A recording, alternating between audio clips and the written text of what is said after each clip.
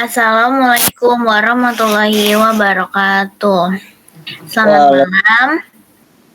Di sini kami dari kelompok Tung Sahur ingin mempresentasikan sistem mini manajemen akademik yang beranggotakan kelompok Muhammad Arif Julianto, lalu ada Randy Gini Suryadiharjo, dan terakhir saya sendiri yaitu Seli Rahmadani.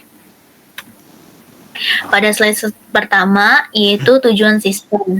Sistem mini manajemen akademik dirancang sebagai solusi sederhana, namun terstruktur untuk mendukung pengelolaan data akademik pada suatu institusi pendidikan seperti perguruan tinggi, akademik, atau politeknik berdasarkan tujuan yang meliputi pertama, mengoptimasikan proses input, pemrosesan dan pengelolaan data akademik. Yang kedua, menyediakan basis data terintegrasi untuk entitas akademik utama seperti mahasiswa, dosen, mata kuliah, dan nilai. Yang ketiga, menjamin akurasi dan efisiensi dalam pengelolaan data akademik melalui kontrol validasi dan penanganan error atau exception. Dan yang terakhir, menyajikan laporan-laporan akademik berbasis query SQL yang mendalam menggunakan join, group by, rollup, dan grouping sets. Lalu slide kedua ada fitur utama. Yang pertama, modul mahasiswa ini menyimpan dan mengelola informasi mahasiswa seperti NIM, nama, alamat, dan validasi entry data untuk mencegah duplikasi NIM.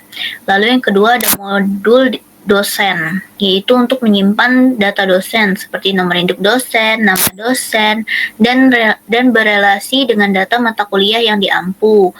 Yang ketiga, modul mata kuliah, menyimpan informasi detail mata kuliah seperti kode mata kuliah, nama mata kuliah, SKS, dan nomor induk dosen. Dan memiliki relasi satu kebanyakan antara dosen dan mata kuliah. Yang keempat, ada modul nilai, untuk menyimpan nilai akademik mahasiswa untuk mata kuliah yang diambil dan relasi banyak antara mahasiswa dan mata kuliah melalui tabel nilai.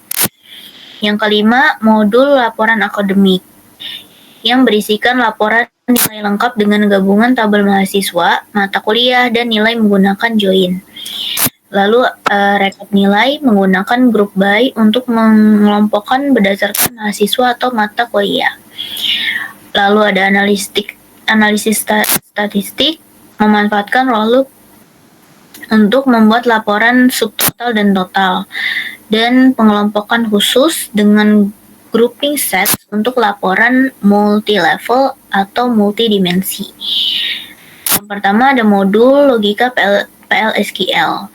If then else digunakan untuk menentukan status kelulusan mahasiswa berdasarkan nilai huruf. Lalu ada loop, for, atau while digunakan untuk interaksi data numerik atau data laporan numerik. Lalu ada exception handling untuk menangani kesalahan umum seperti data duplikat saat insert atau error umum lainnya. Lalu slide yang ketiga ada flowchart. Yang pertama itu input data, yang isinya itu input data mahasiswa. Operator menginput data mahasiswa seperti NIM, nama, dan jurusan. Lalu ada input data dosen seperti nomor induk dosen dan nama dosen. Ada input data mata kuliah. Data mata kuliah termasuk kode mata kuliah, nama, dan dosen. Lalu ada input nilai mahasiswa, nilai yang diperoleh mahasiswa dalam setiap mata kuliahnya. Lalu ada tabel data, tabel hasil input tersimpan dalam masing-masing tabel dengan relasi yang jelas. Tabel dosen terkait dengan mata kuliah sebagai pengajar atau foreign key. Tabel nilai berelasi ke mahasiswa dan mata kuliah. Lalu ada proses join dan relasi data, melakukan penggabungan tabel menggunakan query SQL join untuk mengaitkan data mahasiswa, nilai mata kuliah, dan dosen. Query ini juga mengelola data untuk kebutuhan laporan dan analisis. Yang terakhir ada output. output laporan nilai mahasiswa menampilkan nilai lengkap mahasiswa per mata kuliahnya. Kemudian ada rekap nilai per mata kuliah yang menghasilkan ringkasan nilai untuk setiap mata kuliah. Dan yang terakhir, analisis kelulusan mahasiswa yang menghasilkan status kelulusan berdasarkan kriteria tertentu, misalnya nilai-nilai minimal. Dan ini ada gambar flow chart-nya. Lalu slide selanjutnya, entity relationship diagram. Yang pertama, ada tabel mahasiswa yang berisikan NIM, nama mahasiswa, dan alamat. Lalu yang berhubung dengan tabel KRS yang berisikan NIM, kode mata kuliah, dan nilai. Sedangkan tabel dosen berisikan nomor induk dosen dan nama dosen yang terhubung dengan tabel mata kuliah yang berisi kode mata kuliah, nama mata kuliah, SKS, dan nomor induk dosen.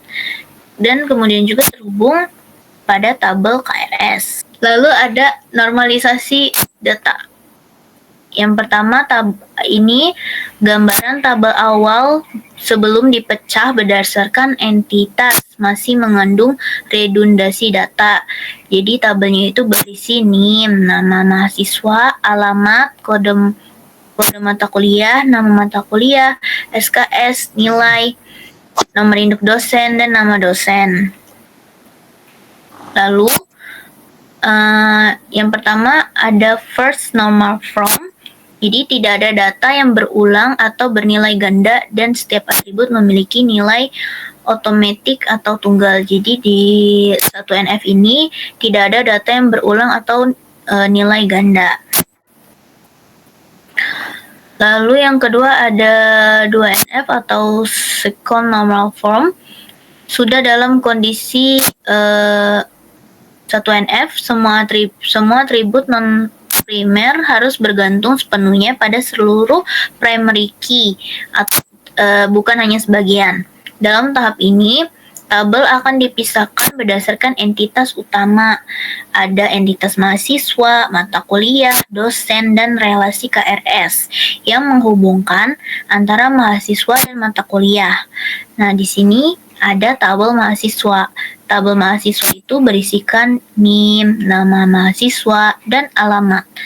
Kemudian tabel mata kuliah yang berisikan kode mata kuliah, nama mata kuliah, SKS, dan nomor induk mahasiswa. Selanjutnya akan dilanjutkan oleh rekan saya yang bernama Randy Gini Sudiarjo. Untuk Mas Randy dipersilakan. Oke, baik, terima kasih Kak Sherly Ramadhani. Selanjutnya normalisasi 3NF third normal form dipastikan sudah melakukan 2NF, tidak ada transitif dimensi seperti contoh A ke B, B ke C, maka A ke C harus dihindari. Nah, dalam tahap ini semua tabel di atas sudah memenuhi 3NF. Mengapa? Karena tidak ada atribut non-primer yang bergantung transitif pada kunci primer dan relasi antar entitas sudah dipisahkan dengan jelas. Kesimpulannya seperti di bawah ini untuk mahasiswa, mata kuliah, dosen, dan KRS. Next.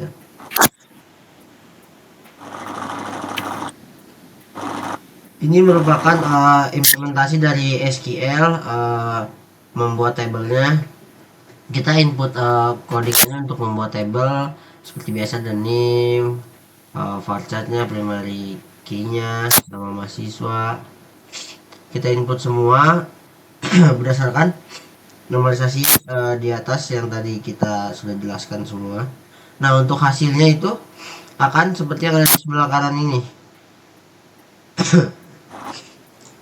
Nah, untuk hasilnya di table name, di numerusnya valid, statusnya valid kan, columns, comment 20 dan lain sebagainya sampai ke ujung itu sesuai dengan apa yang kita masukkan pada codingan di sini.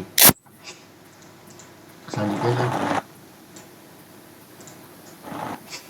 implementasi masih di implementasi SQL, kita insert data. Nah, di insert data ini yang pertama kita ada 4 kali insert. Yang pertama di mahasiswa, di dosen, mata kuliah, dan di nilai. Nah, untuk di mahasiswa kita input insert datanya. Di sini kita ambil contoh, kan ada 5. Kita input data berdasarkan nama mahasiswa, NIM-nya, dan alamatnya dari kelima tersebut. Kita input juga dosennya. Ini berurutan dari yang pertama Arif, dosennya Bayu. Semuanya kita input secara berurutan. Dan di mata kuliah pun sama seperti itu, karena kita berdasarkan dari nomornya, terus mata kuliahnya, NIM-nya. Yang terakhir insert nilai, NIM, kode mata kuliah, nilai, itu kita input semua. Nah, seperti ini hasilnya. Lanjut ya. Nah, ini merupakan dari hasil yang tadi kita insert atau kita input. Nah, untuk di NIM akan tampil seperti ini nanti ketika hasilnya. Ketika di run, hasilnya akan seperti ini. Tabel di NIM sesuai nama mahasiswa Arif, alamatnya pun sesuai.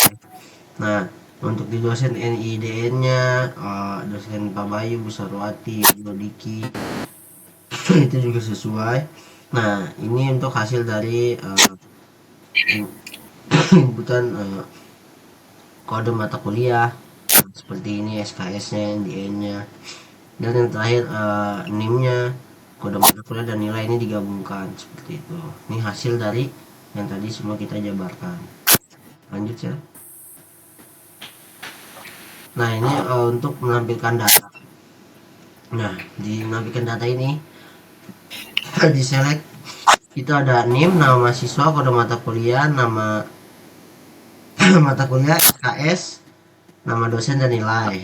Di form mahasiswa itu terdapat join nilai, mata kuliah, dan dosen. Nah, untuk hasilnya akan seperti ini.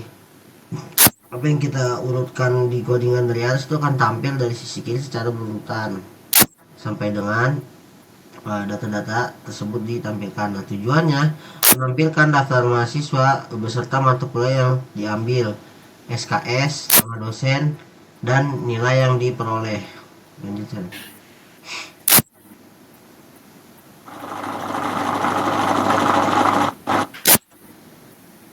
Nah, ini adalah grup by. Di grup by ini di selectnya kita akan masukkan nama mahasiswa, akunnya kita masukkan kode mata kuliah. Nah, untuknya itu jumlah mata kuliah yang diambil. Nah, jadi itu bisa dijabarkan itu semisal nih kan hasilnya kita lihat nih, Tasya. Dari codingan tersebut itu ketahuan berdasarkan kode mata kuliah dan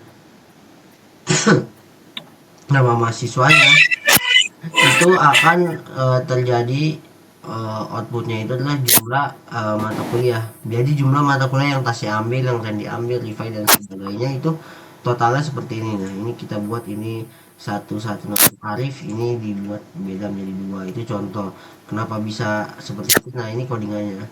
Kita masukkan input berdasarkan kode mata kuliah AS. Nah, formnya dari mana? Dari tabel mahasiswa. Ini berdasarkan apa? Nilai dan NIM. Nah, grupnya by apa? By nama mahasiswa. Jadi tracking semua berdasarkan nama mahasiswa saling berkaitan. Nah, untuk hasilnya seperti ini. Tujuannya menampilkan berapa jumlah mata kuliah yang diambil oleh masing-masing mahasiswa, yang seperti tadi saya jelaskan. Selanjutnya saya, nah di roll up ini untuk roll up itu bertujuan tuh merupakan perluasan dari grup by yang otomatis menambah baris total keseluruhan. Jadi itu artinya tuh setiap mahasiswa akan ditampilkan dengan jumlah mata kuliah yang diambil dan ditambah satu baris total dari semua mahasiswa. Baris ini semisal nah mahasiswanya akan 0. Jadi roll up itu lebih penjabarannya lebih luas itu dari grup by. Ini lebih detail dari grup by. Nah, Untuk roll up seperti contohnya di select nama siswa ya, Bapak Tarif. Kepencet sepertinya Mas Arif untuk press. Kita lanjut, oke. Untuk di select nama siswa, akunnya, kode eh, mata kuliah, jumlah seperti ini roll up-nya sama ya. Oke, lanjut ya. Slide ini akan dilanjutkan oleh Mas Arif. Oke, baik. Silakan Untuk Mas Arif dipersilakan. Oke, terima kasih Mbak. Terima kasih Mas Randy. Saya akan melanjutkan apa yang sudah dijelaskan oleh mereka berdua. Di sini kita implementasi SQL-nya berupa grouping set yang memungkinkan melakukan beberapa group by dalam satu query, seperti 2 group by dalam satu query. Ya, kalau tadi kan satu query ya, tapi satu group by juga. Jadi ini 2 group by dalam satu query, satu sintaks saja, yang berarti menghitung jumlah nilai per mahasiswa dan per mata kuliah.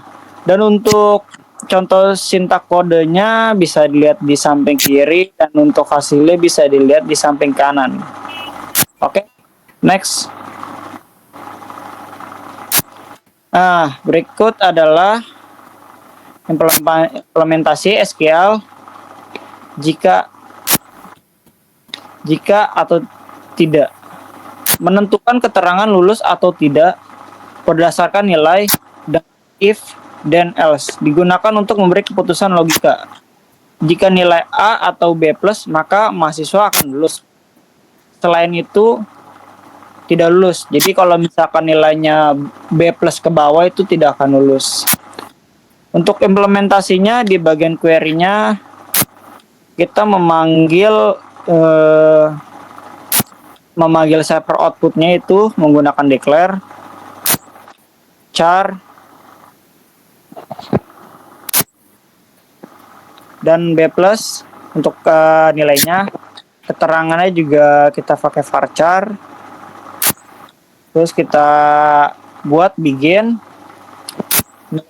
nilai varchar A atau nilai B+, kemudian keterangannya lulus.